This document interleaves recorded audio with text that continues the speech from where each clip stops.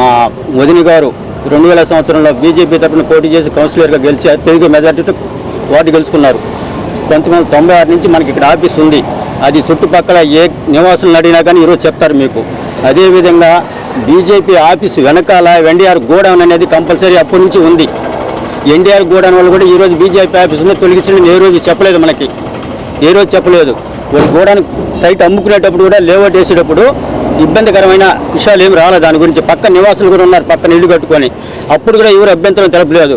ఈరోజు 2018లో ఆయన కొనుక్కొని కమర్షియల్ బిట్ అని చెప్పని డాక్యుమెంట్లో కనపరుచుకున్నంత మాత్రం ఆయన అయిపోదు.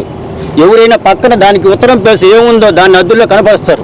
అది కనపరచకుండా ఎప్పటికైనా దాన్ని తీసేస్తాము, అది పోతుందని మనసులో ఆయన దురుద్దేశం పెట్టుకొని ఈరోజు ఆఫీస్ని తొలగించడం జరిగింది.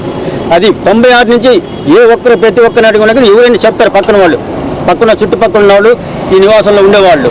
అలాంటప్పుడు డాక్యుమెంట్లో కూడా కనపరచకుండా అది నా దానిలో ఆక్రమించారు అని చెప్పి నిన్న ప్రకటన ఇవ్వడం జరిగింది.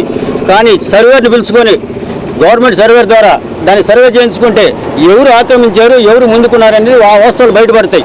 దాని విషయం ఈరోజు మీ ముందు పత్రిక మూలంగా తెలియజేయడానికి నేను ముందుకు వచ్చాను.